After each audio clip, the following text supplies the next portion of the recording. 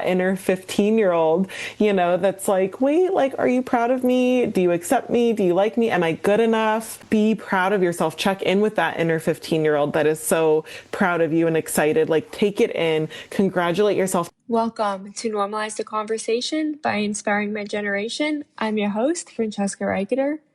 Today, I'm joined by Jessica Vickers, a licensed marriage and family therapist and founder of the Happiest Healers Club. In today's conversation, we're talking about why success can still feel lonely, how friendships shift in adulthood, and what it means to feel disconnected even when life looks fine on the outside.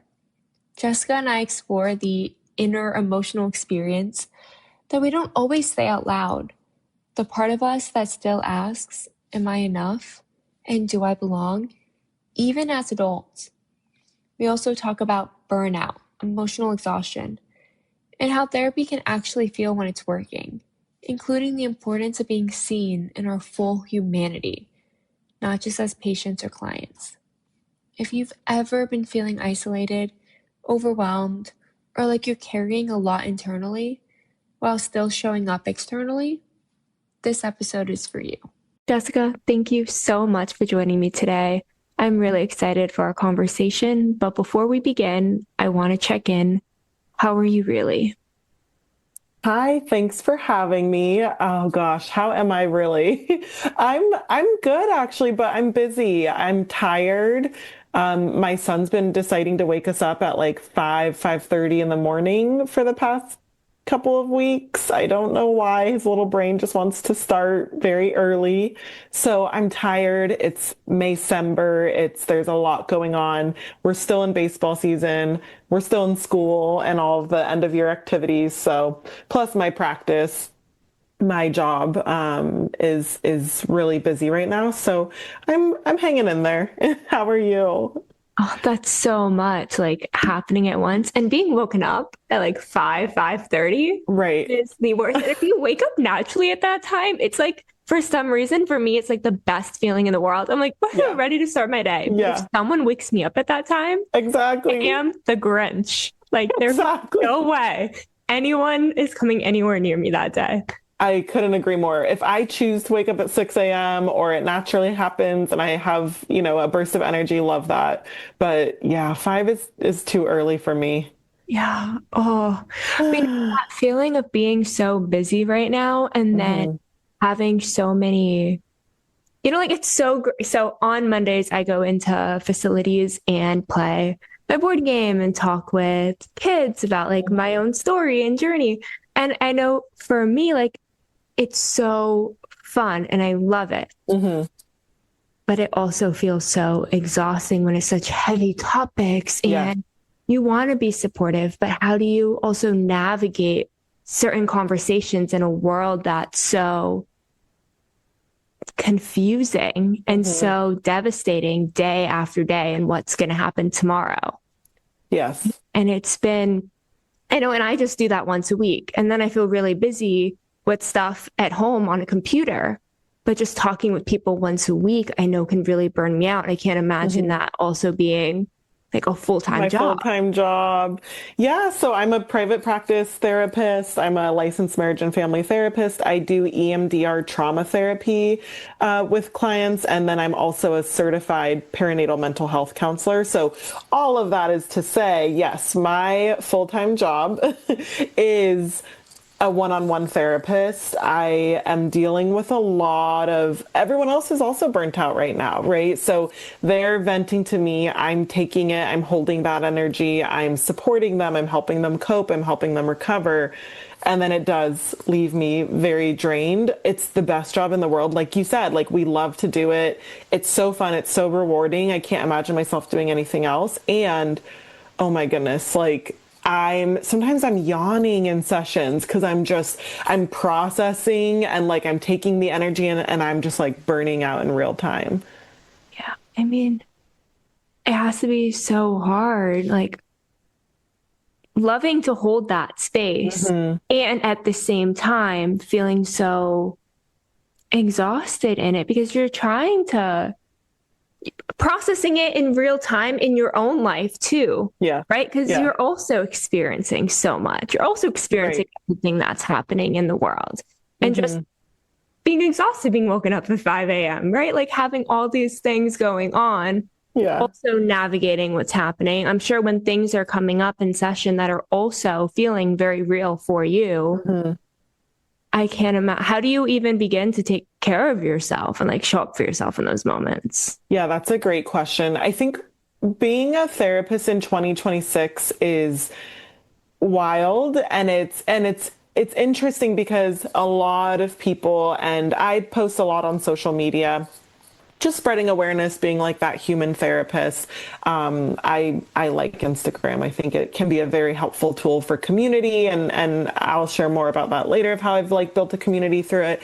But a lot of therapists now are like, we're not blank slates anymore, right? So we can be human, we can show up in session, and it can be really helpful for the clients. So I'll have a client say, like, gosh, I'm really nervous. My husband's starting a new job next week, and sometimes if it's appropriate, if it makes sense, I'll be like, oh my gosh, my husband just started a new job last week. I was also feeling nervous, like, and you validate the feeling. So you're being there for the client, but you're also, it is cool to kind of notice sometimes parallels, or they'll say like, gosh, I'm so stressed about, politics, what's going to happen in the fall. Like, this horrible event just happened, in the world, and I saw it on the news, and I'm shaken from it. And I'm feeling that too. Right. So to be in community with my clients in that sense, and to be in it together, when I validate them, I'm validating myself. Right. So that's one way. And then of course, when I log off, it's about all of the self-care, like separating, taking deep breaths, like soothing myself physically, making sure I'm really hydrated, nourished, able to be present with my family, my friends, getting outside, going on walks, doing all of the things, to like actually take care of myself. It's so important to be able to just show up for yourself outside of sessions, right? And really take care of yourself. I want to dive into the political conversations, right? Because a lot of times people are, I know when so I did a master's in clinical psych, and when I was doing trainee hours, I remember so many teachers saying like, if someone asks you, just say, why is this important to you? Yeah. Put And it back change on the them. conversation. Don't self-disclose. Uh-huh. Yeah, and I think that's a big fear right now for therapists. Am I allowed to talk about it? How do I navigate that? Especially new therapists who are being, I'm going to say, because that was my experience, and I Yes. can't speak for seasoned therapists because I have no clue based on what their training was like. And That's exactly how we were taught. We were literally taught, like, if they ask you your age, don't tell them. If they ask you if you have kids, yeah, oh, why is that important to you? Oh, I'm curious what that would mean to you. Like, putting it back on them. And honestly, I get it in some spaces. There are certainly spaces. I used to work at a teen rehab where you really needed to be careful, because if you open the door a crack, they wanted to know, have you ever done these drugs? Like, did you ever, like have a teen pregnancy? Like, they wanted to know the tea, and it's like, you had to be careful. Like, they're living there, you're working an 8-hour shift. It was very easy to fall into like friend vibes, especially like I was like 24 at that internship. They were like 17. So you did have to have really strong boundaries. So there's a time and a place, right? The context matters. And now for myself, I'll self-disclose, like a Black mother, 36-year-old, I've been licensed for over 10 years now. Like, if I have a Black woman come in and she's venting about feeling unsafe, politically, and feeling like her white in-laws are against her because they voted for Trump, and therefore they're against her reproductive rights. I'll have queer clients that feel like their community doesn't see them or vote in their favor or advocate for them. They're coming to me to be an advocate for them. So I think it is very appropriate and so helpful for the client to know, oh, this is a safe space. This therapist votes for me. They think of me. They care for me. And it's not just this performative, come in, I'll take your money, and then I'm going to go and be a harmful person in the community for you. Like, no, like, that's part of social work. That's part of advocacy and therapy, is to feel safe. I want to feel safe with my therapist. I want to know that they're for me, right? So it goes both ways. It's so important that we begin to understand it's okay to have these conversations as long as it's appropriate. Yeah.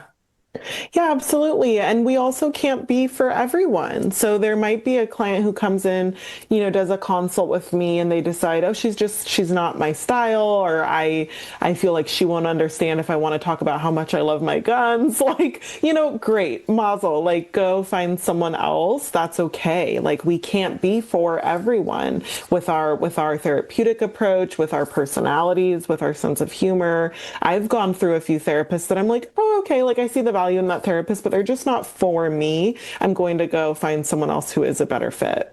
Right. Okay, same. And I didn't realize how important that was to me until yesterday, because I had a session. Usually it's Mondays. But my therapist just before this that I had last year was a very like blank slate, wouldn't tell you anything. And then yesterday was when I was in therapy with my current therapist. I was talking about feeling so isolated from my friends because we're so different. Our lives are so different. Now, I went more of the entrepreneur route post-college, and they went more of the traditional corporate America route. Yeah. Great for them because that's what they wanted. Great for me because that's what I wanted. We're all living what we want. And I'm so happy for them. I hope they're happy for me. Right. And I was like, but I feel so isolated most of the time because, they stopped liking and commenting on my posts. Usually if I do talk to them and I'm like out on a walk, they're like, oh, that must be nice getting to walk in the middle of the day. Right. And it's like invalidating how hard I work because I have the ability to add breaks into my schedule. Yeah. And I was venting about it to my therapist, and she goes, I totally get that because I didn't understand how different the schedule and the lifestyle of an entrepreneur was until I met my husband. And I see that, he's working late at night in the middle of the night. Yeah. He has this free time during the day. It's not that he just does whatever he wants when he wants it. He's not able to clock out at this time, but he is able to clock out at this time for a little bit, right? And it's just his schedule is different. His lifestyle is very different.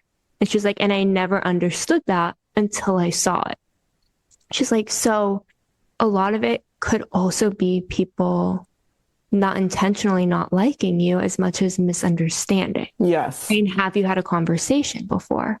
And I was like, I never thought about it like that. I just assumed everyone hated me. But how helpful that she gave that like personal example, and that really helps you put yourself in someone else's shoes. Like you really hear it differently. So that's awesome. I love that she did that. That's like a perfect example. I would totally say the same thing to a client.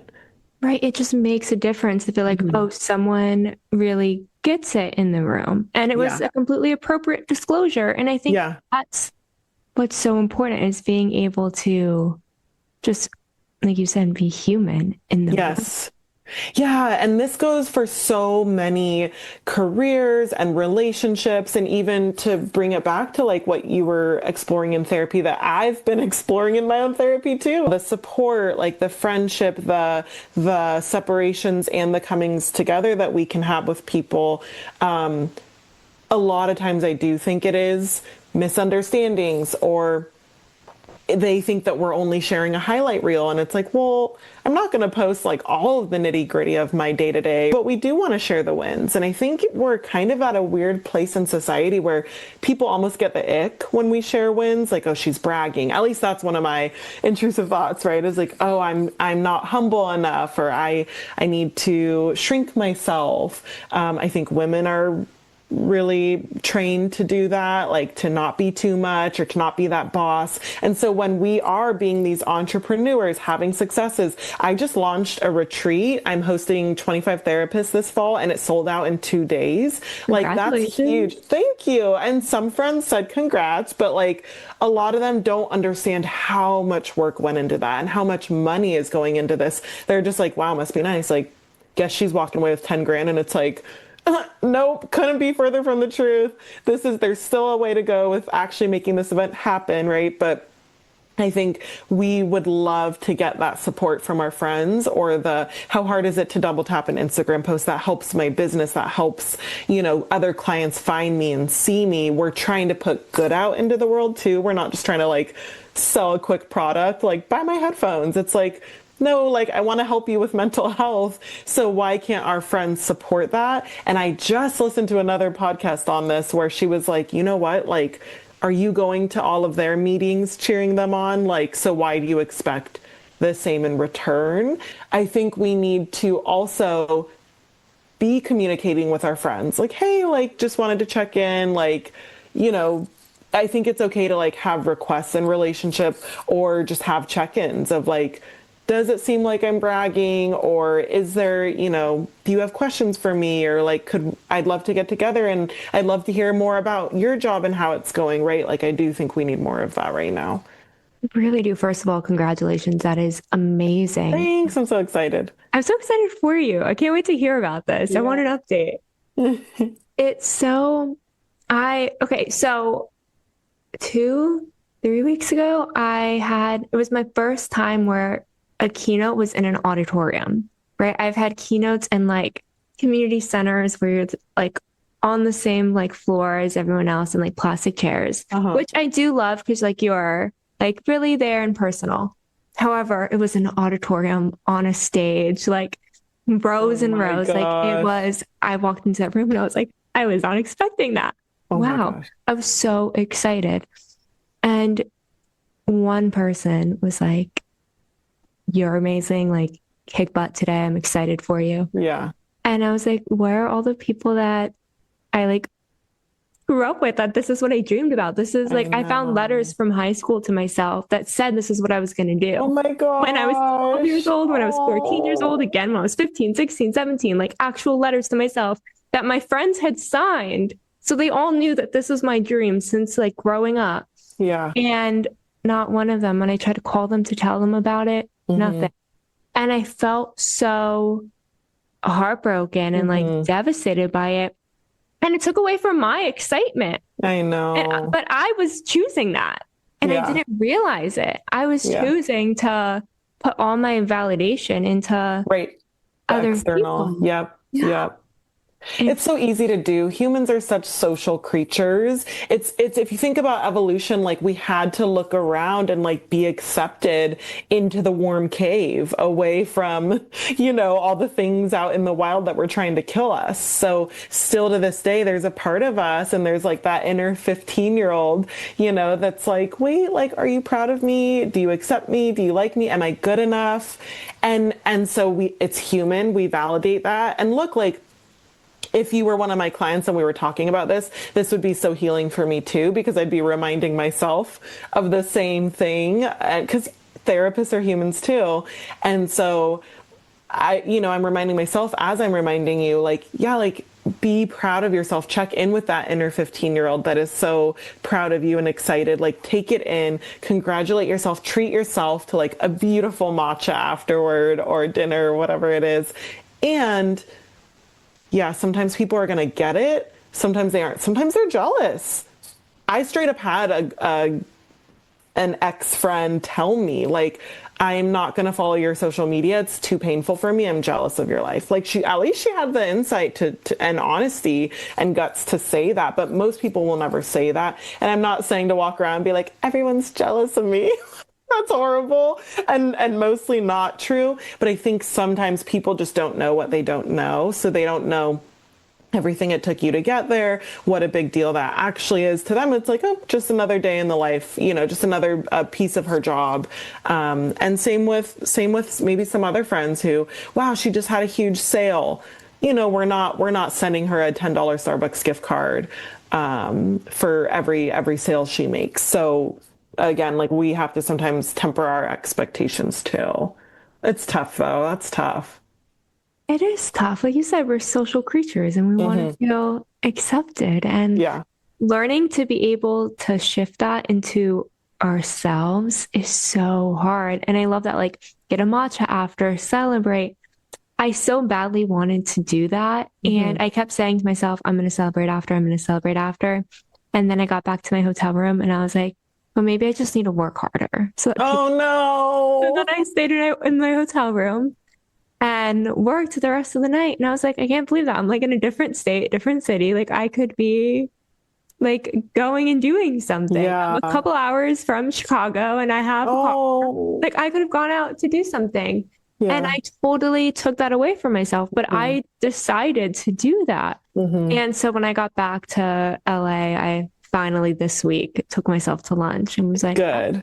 give myself like a chance to acknowledge how hard I worked to get there Yeah. instead of allowing myself to feel like I need someone around me and with me to celebrate. Right. Yes. Turns Yes. out What a I huge love to eat accomplishment. with myself, Yes. love going out with myself. I'm great. I Great. love going out to lunch by myself. Like it's rare when you have kids to get as much alone time, but I would tell everyone listening, go have a meal by yourself, treat yourself. It's the best thing you could do. Oh, and congratulations to you. That sounds like it was really powerful. Thank you. So what do you do when you go out to eat by yourself? Because a lot of people are like afraid to do it because they don't know, like, Yeah. what do I do? Like if I don't have anyone to talk to, are people going to be staring at me? So how do you Yeah. approach it? Hang out, daydream. Sometimes there's like a TV, if you're like at like a bar or like, I don't know, some restaurants, cafes have TVs. People watch. So I love Disneyland and we'll get into that. I live 15 minutes from Disneyland. I'm like the Disneyland loving therapist. I was featured in SF Gate for like this therapist recommends Disney for your mental health. And I'm like, Love it. I've been named like the defender of Disney adults, but like so many of my friends that I've made through just posting on Instagram that I'm a therapist who loves Disney, and then I've connected with a ton of other therapists who love Disney. So many of us just go to the parks by ourselves. Go on a ride by yourself. Sit down at the Jolly Holiday, get the beef burrito sandwich. It is so good, and like an iced coffee, and just sit. Bring a book. I will bring my Kindle everywhere, or pop a headphone in for an audiobook or Fran's podcast, There you go. and just and just hang out with yourself, get to know yourself. What do I like? What am I seeing that's making me anxious? That am I witnessing another couple fighting and it's triggering me, or am I witnessing another couple and I'm like, oh, that's so cute? Like, just get to know with yourself, sit with yourself, be in your body. It's a beautiful practice, and that's kind of what I'll do. I love that. Okay, bringing a book to Disneyland. I love it because I did that. So last year for my grandmother's birthday, I took her to Disney and Oh, Disney World in Florida.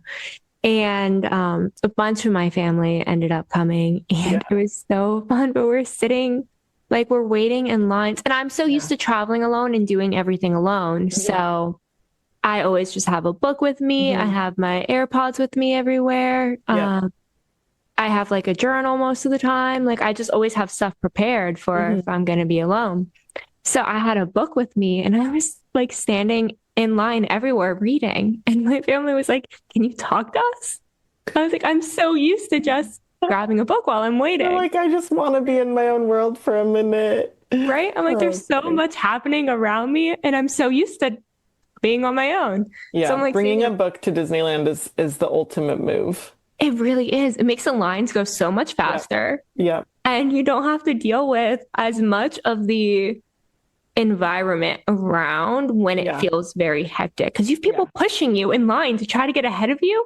Like Yeah. we're all Some going to get there people, eventually, people. yep. Yep. Rope drop is a scary time. It's a dangerous time.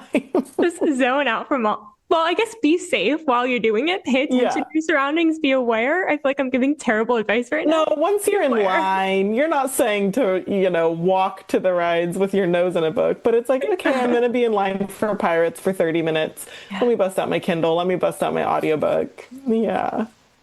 No, it makes such a difference. I know Yeah. when I go out to eat, like this time I brought my journal and I brought like a game, Nice. grab like prompts and was doing Yeah. it. And then I just started talking to the people sitting next to me because they had a dog. And I was like, oh, your dog is cute. I Yeah. just met new people. Yeah. I love it. It is so fun. You get to meet people, you get to see what I other people are love meeting doing. people. Yeah. And Yeah. you often don't do that when you're already with people, right? You're so hyper Right. focused on like your conversations. You Right. don't get to like meet a bunch of people around you. Hmm.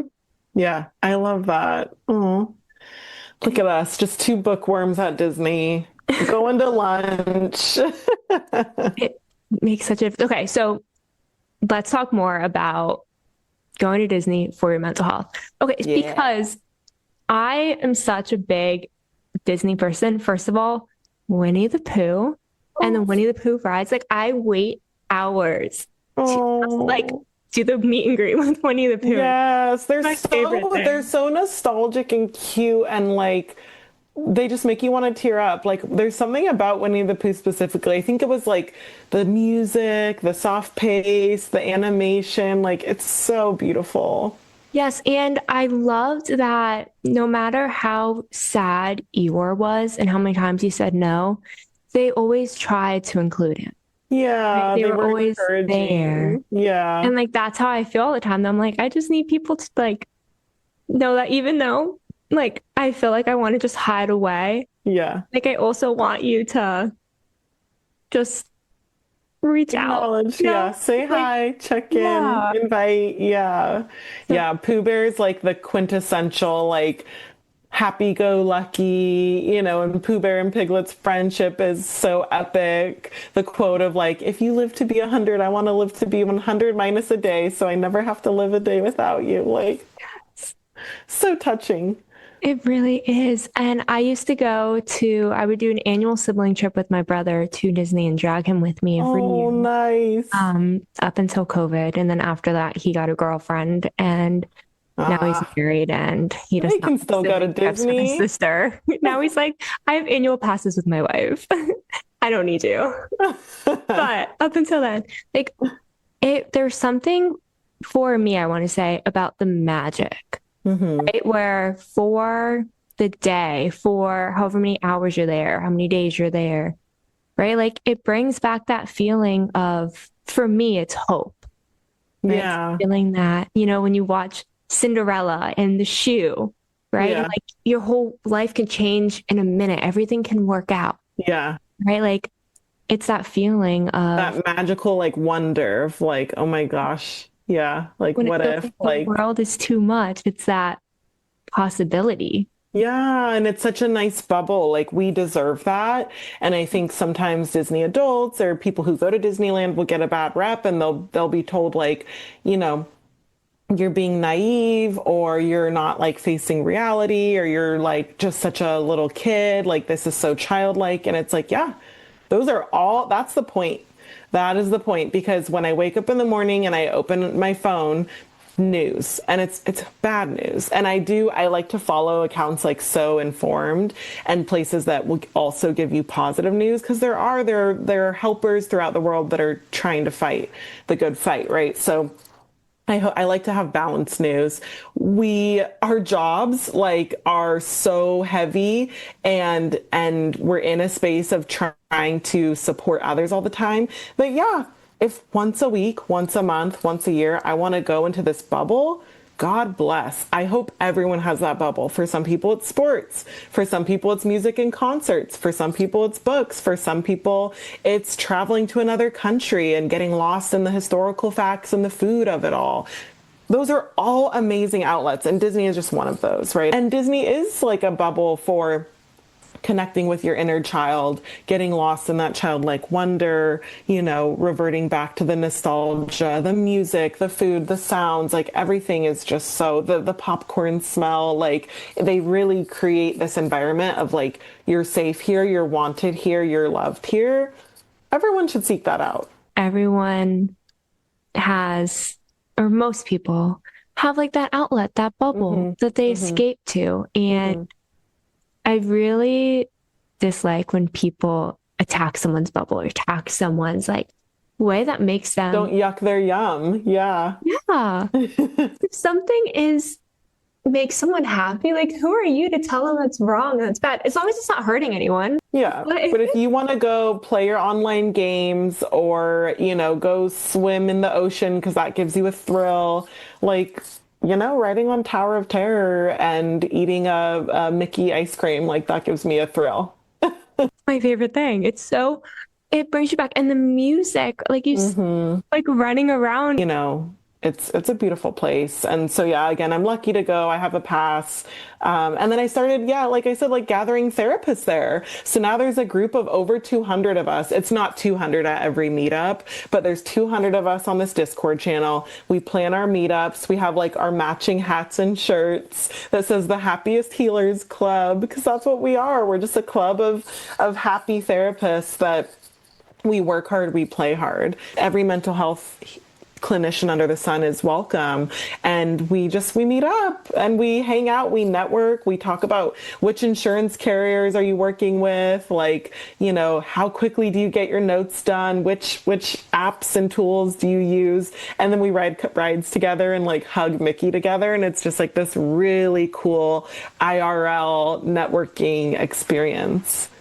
It's a community. You're learning and growing together while also enjoying it, because it can be so heavy. So if you're able to have these difficult and daunting and overwhelming conversations and try to learn what you can do to in such a broken system, while also enjoying it and making it a bit less. That's exactly the point. It's so nice to have things that you can just escape to or just take care of yourself with. Yes. It's not even just an escape. It's also just showing up for yourself and allowing yourself to be you. Exactly. Yeah. Yeah. No shame, no guilt. I mean, I know you have to spend money there, but other than that, it's like, yeah, I love how you just phrase that, like a way to show up for yourself. You know, building community. I think that, especially for therapists right now, that's so needed. And we all vent about politics together. Yeah, it's beautiful. It's really needed right now. I love that. And like you said before, right? Some people do it with travel. Some people do it with books, right? So for people listening who are like, maybe, you know, going to Disney is not affordable for me. I don't live near Disney, right? It requires a big travel expense as well. You know, a book club, right? Even like a virtual book club can be helpful. I've been in a book club since January of 2020, and it like totally got me through the pandemic. It's like, see, finding a book club, finding things that make you feel like you have a community, even right? Just you can talk to almost anyone about a book. It just finding things that it's purpose, it's meaning, it's something to do with your time. It feels productive. It feels like connected to others. I think those are all things we need, you know, for our self-worth, our self-esteem. Like, it's really helpful to just have a hobby, a passion, something that we're pursuing. Yes, exactly. And back to the point of, you know, going out to eat alone or doing things alone. Realistically, we know that a lot of people love to stop and get a cup of coffee out or a cup of tea, right? A lot of people do that on a normal basis. Yeah. You can go inside and talk to someone and just say hi. You can create conversations and community almost anywhere. And that's what's important. I hope people can take that away from this, because the world can feel so scary and daunting right now, and there's so much happening. And the most important thing I've learned for me is you're not as alone as your brain is telling you are. Yeah, totally. And therapy is good for that too, you know, going to a therapist who's supporting you with challenging those thoughts and validating your feelings and helping you get connected. Yeah. Oh, I love therapy. My therapist also, another thing my therapist did yesterday that was so great. I hope she listens to this. Like, all I'm doing is like, I'm chewing her horn. Maybe like, you have to listen to this. All I did was talk about how great you are. Right. She said, you know, it's okay to feel these feelings and to cry sometimes. I was like, I need to just grow up and stop crying over it. Oh, like, you just can't live in the shame of it all the time. It's just like, that's where you're getting stuck. You're getting stuck in this feeling of shame, right? That you need to change yourself, that you are not good enough, that you are the problem. It's like, the problem isn't that you have these feelings and that you cry. You're a human being. Mm-hmm. Is that we're at a point where we're allowing that shame to take over and convince yourself that you have to change. Mm-hmm. Stuck in it. And I was like, that's so interesting. I was like, so I can cry? She's like, yes, you can cry. Oh, yeah. Yeah, that's beautiful. I know finding a good therapist that you match well with and they challenge you in the right ways, they hold you in the right ways, like that's invaluable. It really is. Jessica, you've been so amazing today. Thank you so much for joining Thanks. me. As we're wrapping up, is there anything you'd like to leave our audience with? Gosh, I mean, just finding magic and joy and rest, and it's okay. You deserve it. You don't have to earn it. Just, by living in this world right now, we need it. Rest is resistance, joy is resistance. Taking care of ourselves. It's not like, oh, maybe I'll do some self-care and go get a pedicure next week. It's like, no, like every day, finding small ways to recharge, take a breath, soothe yourself physically, emotionally, connect with others. And that's how we keep going. Thank you so much for listening to Normalize the Conversation. Don't forget to subscribe, rate, and review. This podcast is an initiative of Inspiring My Generation, focusing on normalizing the conversation, bringing education and awareness to the forefront, and amplifying global voices to spark change and hope. Inspiring My Generation is a 501(c)(3) nonprofit organization on a mission towards suicide prevention through awareness, conversation, education, and support. Connect with us on Instagram at Inspiring My Generation and visit our website inspiringmygeneration.org to learn more about our work and how you can make a difference.